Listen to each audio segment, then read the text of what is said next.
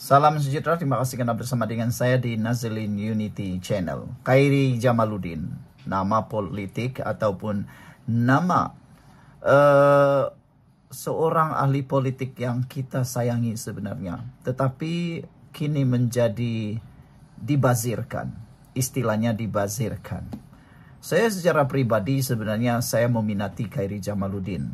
Kehebatan beliau di dalam mengurus isu COVID-19 sudah terbukti. Beliau adalah seorang pemimpin yang sangat berpotensi besar menjaga, melindungi negara kita dan boleh jadi Perdana Menteri. Tetapi gara-gara perselisihan di dalam parti politiknya yaitu UMNO, kini beliau hanya menjadi seorang ahli politik yang dibazirkan, kepimpinannya yang dibazirkan.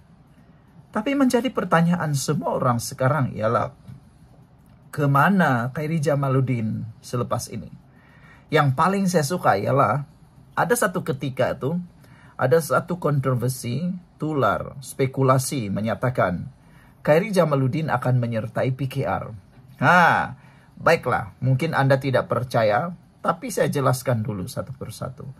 Khairi Jamaluddin sebenarnya tidak mustahil untuk menyertai PKR. Tidak mustahil. Ini selepas apa yang berlaku terhadap Tengku Zafrul. Tengku Zafrul sebelum ini pun dia ialah ahli UMNO. Bahkan ada jawatan, bahkan adalah orang penting dalam UMNO. Tapi kenapa Tengku Zafrul tiba-tiba menyertai PKR? Satu saja jawaban yang mungkin boleh saya simpulkan secara pribadi. Tiada dia cakap, tapi pada pengamatan saya, mungkin Tengku Zafrul dengan jiwanya tidak lagi sehaluan selari dengan perjuangan UMNO. Tengku Zafrul mungkin merasakan perjuangannya atau keinginannya ada di dalam PKR, lebih-lebih lagi dipimpin oleh Anwar Ibrahim. Bagaimana pula pendapat Anda semua? Jadi daripada hujah itu, saya mungkin boleh kata ada harapan Khairi Jamaluddin menyertai PKR. Bagaimana pula pendapat Anda semua? Kita tolak dulu jauh-jauh. Apa keuntungan, apa kerugian itu, nanti kita ulas satu persatu. Tapi sebelum itu, izinkan dulu saya kongsikan, ini terapi imun Transfer Factor for Life. Terapi imun yang meningkatkan daya imun badan kita sehingga 400%. Secara umum dan ringkasnya, apabila imun badan kita lemah, apabila imun badan kita jadi bodoh, apabila imun badan kita tidak lagi berfungsi dengan baik dan seimbang, kita tidak sembuh daripada semua penyakit dan kita merana dengan penyakit karena akar penyakit yang bertumbuh di dalam tubuh badan kita. Tetapi terapi imun ini mengajar imun badan kita supaya bukan sekadar kuat, bijaksana, tetapi seimbang. Apabila imun badan kita jadi kuat, bijaksana, dan seimbang, imun badan itu akan mengenal mana satu lawan, mana satu kawan, mana satu penyakit yang tersembunyi dalam tubuh badan kita. Lalu, imun badan itulah yang menyembuhkan kita daripada penyakit itu. Terapi imun ini tidak menyembuhkan penyakit, tetapi imun badan yang bijaksana itulah yang menyembuhkan kita daripada penyakit. Cepat dapatkan produk yang hebat ini melalui nomor telepon saya yang tertera. Message saya melalui WhatsApp di nomor tersebut. Kalau selama ini Anda sudah berdoa untuk sembuh atau bebas daripada masalah kesehatan Anda, mungkin ini jawaban yang Tuhan hantar kepada Anda semua. Ingat, produk ini lulus KKM, halal dan diperakui oleh dokter-dokter di seluruh dunia. Saudara, apa yang saya katakan tadi, mungkinkah Khairi Jamaluddin akan mengikuti jejak langkah Tengku Zafrul untuk memasuki parti PKR? Karena kita tahu Khairi Jamaluddin mempunyai perjuangan yang jelas, kuat. Dan seperti dalam hujah awal saya, beliau ialah seorang pemimpin yang dibazirkan potensinya. Saya sangat menyokong, kalau saya secara pribadi, saya menyokong kalau Khairi Jamaluddin masuk PKR, masuk semula UMNO pun saya sokong juga. Sebab saya sudah cakap tadi, dia adalah pemimpin yang dibazirkan tenaganya, dibazirkan kehebatannya. Jadi daripada dibazirkan begitu, lebih baik dia masuk ke dalam parti politik. Tapi saya tak setuju kalau Khairi masuk pembangkang. Itu sajalah. Yang saya setuju dia masuk kerajaan. Kenapa? Sebab hanya mengikut kerajaan sahajalah potensi, kebijaksanaan, kebolehan Kyrie dapat digunakan. Itulah alasan saya, bukan karena pembangkang tidak bagus, tetapi kalau Kyrie masuk pembangkang, apalah yang boleh Kyrie buat?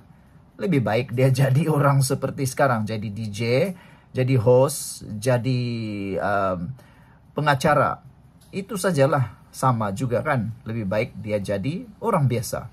Tapi kalau dia masuk kerajaan, sekurang-kurangnya dia boleh berkhidmat, boleh memberikan saluran, jadi saluran, boleh gunakan kepintaran beliau, potensi beliau untuk dimajukan, digunakan sepenuhnya dalam kepimpinan kerajaan. Itulah sebabnya saya sangat mahu kalau Kyrie Jamaluddin kembali semula kepada UMNO atau kembali semula masuk kepada PKR, mengikut jejak langkah Tengku Zafrul. Mungkin Anda cakap kemunculan Kyrie Jamaluddin tidak akan membawa apa-apa impak. Saya tidak setuju. Apabila Kyrie Jamaluddin masuk semula, saya rasa ini akan dapat membawa banyak suara anak muda, tenaga anak muda untuk mengikuti parti politik yang beliau mahu. Kalau dia masuk PKR, saya yakin akan ada, sekurang-kurangnya mesti adalah anak-anak muda ataupun penyokong-penyokong yang mahukan kepimpinan yang fresh yang akan mengikut Kyrie Jamaluddin.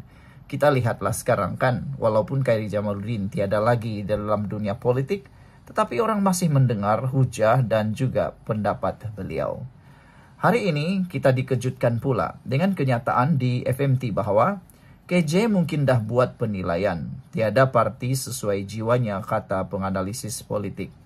Taufik Yaakob dari Universiti Malaya berkata rayuan Kyrie Jamaluddin kembali ke UMNO selepas dipecat mungkin hasil penelitian panjang sepanjang berada di luar parti. Penganalisis berpandangan ura-ura Kyrie Jamaluddin telah menghantar rayuan kembali ke pangkuan UMNO selepas dipecat. Mungkin hasil penelitian panjang bekas Ketua Pemuda UMNO itu sepanjang berada di luar parti. Taufik Yaakob dari Universiti Malaya berkata Kyrie mungkin percaya melalui platform UMNO sahaja beliau boleh mendaki lebih tinggi dan tiada parti benar-benar sesuai dengan jiwanya. Saya berpandangan KJ masih tidak boleh move on dan hanya percaya melalui platform UMNO sahaja beliau boleh mendaki dan mempunyai masa depan politik lebih cerah, katanya lagi. Beliau mungkin menilai pelbagai parti sepanjang tempoh tidak berparti, tetapi ia tidak kena dengan jiwa politik beliau berbanding UMNO. Beliau mengulas laporan Kyrie Jamaluddin dikabarkan menghantar surat rayuan berhubung pemecatannya pada Januari 2023 melalui pegawainya baru-baru ini. Taufik berkata bekas menteri itu tidak wajar menyembunyikan situasi itu jika benar, sekaligus memperakui UMNO masih relevan untuk masa depan politik beliau. Beliau boleh buat apa sahaja aktiviti lain untuk survive dalam kehidupan peribadi, tetapi untuk survive politik dia masih perlukan UMNO, kata beliau lagi. Bagaimana pula pendapat Anda semua? Sekian dulu untuk kali ini. Jangan lupa tinggalkan komen Anda, tekan butang subscribe. Bye-bye.